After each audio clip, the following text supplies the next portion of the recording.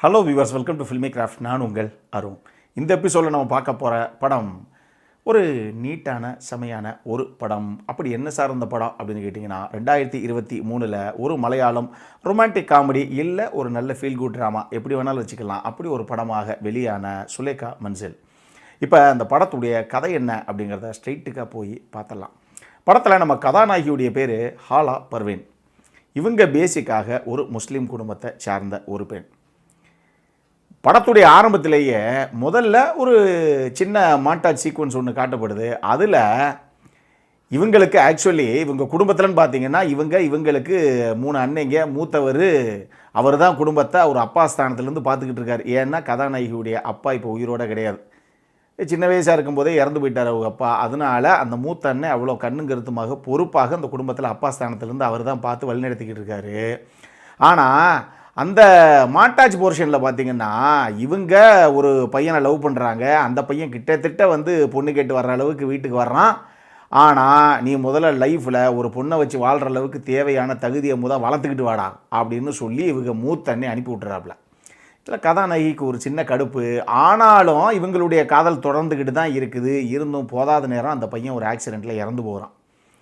இப்போ ஏதோ ஒரு விஷயம் தான் காதல் கைகூடாததுக்கு ஏதோ ஒரு பக்கம் ஏதோ ஒரு காரணமாக அந்த மூத்த அண்ணனும் ஒரு காரணம் அப்படிங்கிற ஒரு கடுப்போ என்னவோ தெரியல. அதை பெருசாக இவங்க சித்தரிக்கலை. ஆனால் கதாநாயகி அப்போ இருந்து 4 வருஷமாக அந்த மூத்த அண்ணன்கிட்ட பேசுகிறதே கிடையாது.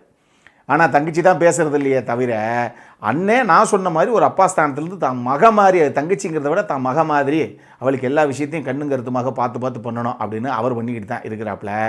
இவர் யுஏஇயில் வேலை பார்த்துக்கிட்டு இருக்கார். யார்? அந்த மூத்த அண்ணன். அவர் பேர் சமீர். அவர் யுஏஇயில் வேலை பார்த்துக்கிட்டு இருக்காரு.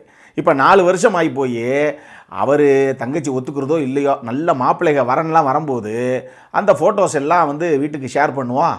அப்படியே போய் அம்மா எல்லாம் காமிச்சு கடைசியாக தங்கச்சி ஏதாவது ஒரு பையனை பார்த்து பிடிச்சி கல்யாணத்துக்கு ஓகே அப்படின்னுச்சுன்னா சட்டு போட்டுன்னு தங்கச்சி கல்யாணத்தை முடிச்சிடலாம் அப்படின்னு ஒரு விஷயத்தோடு சுற்றிக்கிட்டு இருக்காப்புல. அவர் ஒரு தருணத்தில் திடீர்னு இவருக்கு ஒரு கால் வருது. எப்பா இவ்வளோ நாளாக கல்யாணமே வேணாம் அப்படின்னு சொன்ன உன் தங்கச்சி ஒரு பையனை பார்த்து சரி ஓகே வர நான் கல்யாணம் பண்ணிக்கிறேன் அப்படின்னு இப்போ தான்ப்பா மனசு மாதிரி இருக்குது, சட்டுப்புட்டுன்னு அந்த வரனை என்னன்னு பேசி முடிச்சிரு அப்படின்னு சொல்ல போக, இவர் அந்த பையனும் யுஏஇயில் வேலை பார்க்கக்கூடிய ஒரு பையன்தான். அந்த பையனுடைய பேர் அமீன். இப்போ இவங்க 2 பேர் பேசிடுறாங்க. பேசும்போது மாப்பிள்ளை நீங்கள் எப்போன்னு சொல்லுங்கள், நீங்கள் நேராக பார்த்துட்டீங்க அப்படின்னா ஸ்ட்ரைட்டாகவே நம்ம கல்யாணத்தை ஃபிக்ஸ் பண்ணிடலாம், என்ன சொல்கிறீங்க நீங்கள் அப்படின்னா, அவர் என்ன சொல்கிறாப்புல, எனக்கு லீவு கொடுக்க மாட்டாங்க இமீடியட்டாக அப்படின்னா, நம்ம சமீர் என்ன சொல்கிறாப்புல, யார் கதாநாயகியோடைய அண்ணன் என்ன சொல்கிறாப்புல, ஒன்றும் பிரச்சனை இல்லை, நீங்கள் லீவு இன்னொரு 15 நாள் கழித்து எடுத்துக்கிட்டு வாங்க, அதுக்குள்ளே நீங்கள் எப்போ ஊருக்கு வர்றீங்களோ வந்த 15 நாளில் கல்யாணம், அப்படி எல்லாத்தையும் உங்கள் அப்பா அம்மா கிட்ட பேசி நான் எல்லாத்தையும் ஃபிக்ஸ் பண்ணிடுறேன் அப்படின்னு சொல்லிட்டு நம்ம சமீர் அண்ணன் கிளம்பி ஊருக்கு வந்துடுறாப்புல. இவர் கல்யாண வேலையிலே பார்க்க ஆரம்பிச்சிடறாப்புல. இதில் என்ன ஒரே ஒரு விஷயம் அப்படின்னா, நம்ம ஆடியன்ஸான நமக்கே அந்த சந்தேகம் வருது. இவ்வளோ நாளாக அண்ணங்கிட்டேயே பேசாமல் இருந்த அந்த பொண்ணு எதுக்காக திடீர்னு இந்த கல்யாணத்துக்கு ஒத்துக்கிருச்சு, இப்போ இந்த பையன் ஓகே அப்படின்னு என்ன காரணமாக இருக்கும் அப்படிங்கிறது நம்மளுடைய மைண்ட்லேயே ஒரு கொஸ்டினாகவே நிற்கிது கடைசி வரைக்கும்.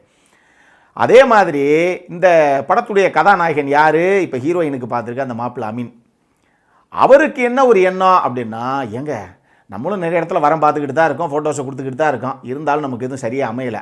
ஆனால் ஒரு பொண்ணு அமைஞ்சது நம்மளை பிடிச்சிருக்குங்கிறது எல்லாம் ஓகே தான். ஆனால் சட்டுப்புட்டு இன்னும் 10-15 நாளில் கல்யாணம் அப்படிங்கிறாங்களே, உண்மையாகவே அந்த பொண்ணு நம்மளை பிடிச்சி தான் கல்யாணம் பண்ணிக்கிறதா, இல்லை வீட்டில் ரொம்ப ஃபோர்ஸ் பண்ணாங்கங்கிறதுக்காக அந்த கல்யாணத்தை அந்த பொண்ணு பண்ணிக்கிறதா, இது நமக்கு தெரியணும், அதுக்கப்புறம் தான் கல்யாணம் அப்படிங்கிறது அந்த பையனுடைய எண்ணம். அவர் இப்போ கல்யாண நாள் நெருங்க அவரும் கடைசியாக லீவை போட்டு இங்கே ஊருக்கு சேர்றாப்புல. இப்போ அந்த வீடு ஒரு கல்யாண குதூகலமாக பயங்கர செலிப்ரேஷனாக ஆரம்பிக்குது அந்த வீட்டில். இதுக்கப்புறம் அடுத்தடுத்து அங்கே அரங்கேறின சம்பவங்கள் தான் இந்த படத்துடைய மொத்த கதையை. இந்த படத்தை பொறுத்தளவுக்கு எனக்கு ரொம்ப ரொம்ப பிடிச்ச விஷயம் என்ன அப்படின்னா, இந்த கதைக்களம் ஒரு சின்ன ஒரு ஒன்லைன் தாங்க.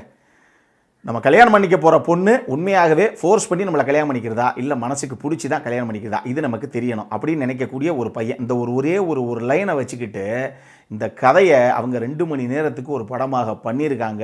பட் இதில் ஒரு சில இடங்கள் பர்சனலாக எனக்கு பார்க்கும்போது இன்னும் கொஞ்சம் நல்லா பண்ணியிருக்கலாமோ, கொஞ்சம் லைங்காக இருக்கோ அப்படிங்கிற மாதிரி ஒரு சின்ன ஃபீல் எனக்கு இருந்தது. இது உங்களுக்கும் படம் பார்க்கும்போது வரலாம் நான் சொல்கிறேன். ஆனாலும் அது போக முஸ்லீம்ஸ் சமூகத்தில் அவங்க எப்படி கல்யாணங்கிற விஷயங்களை என்னென்ன அவங்களுடைய அந்த சம்பிரதாயங்கள்லாம் இருக்குது இல்லையா, அதெல்லாம் என்னென்ன மாதிரி பண்ணுவாங்க, அந்த ஒரு வாரம் எந்த மாதிரி செலிப்ரேஷனாக இருக்கும் அந்த வீட்டில் அப்படிங்கிற விஷயங்கள்லாம் ஒரே ஆட்டம் பாட்டம் கும்மாளம் காமெடி அப்படின்னு சொல்லி படம் நெடுகளும் வெளுத்து வாங்கியிருக்கு இந்த டீமு.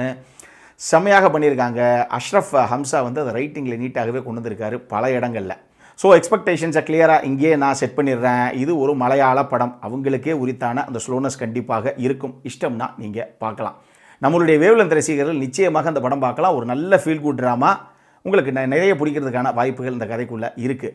இன்னொரு விஷயம் பார்த்திங்கன்னா, பொதுவாகவே மலையாள சினிமா எப்பயுமே மிகைப்படுத்தப்படாமல் தான் எடுக்கப்படும். இந்த மாதிரி உண்மைக்கு நெருக்கமான ஒரு படம் இது. அது அந்தளவுக்கு ஒரு ஃபீலை நமக்குள்ளே கடத்தினது ஆர்டிஸ்ட் எல்லாருடைய பர்ஃபார்மன்ஸ் தான். ஸ்க்ரீனுக்குள்ளே அங்கங்கே வந்துட்டு போகிற சின்ன கதாபாத்திரங்கள் கூட எங்கேயுமே செயற்கைத்தனமான ஒரு பர்ஃபார்மன்ஸே தெரியாது. அந்தளவுக்கு நேச்சுரலாக ஆர்கானிக்காகவே நீட்டாக ஒரு பர்ஃபார்மன்ஸை எல்லாருமே கொடுத்துருக்காங்க. குறிப்பாக 3 பேர், செம்பன் வினோத் ஜோஸ் அவராகட்டும், நம்ம கதாநாயகனான லுக்மேன் ஆகட்டும், கதாநாயகியான அனார்கலி மரிகர் ஆகட்டும், இந்த 3 பேரும் செம்மையாக பண்ணியிருக்காங்க அந்த விஷயத்தை. இது எல்லாம் போக நான் சொன்ன மாதிரி சின்ன சின்ன கேரக்டர் ரோல்ஸில் வந்த ஆர்டிஸ்ட்டு கூட அது ரொம்ப நீட்டாகவே ஸ்க்ரீனில் கொண்டு வந்திருக்காங்க அவங்களுடைய கதாபாத்திரங்களை.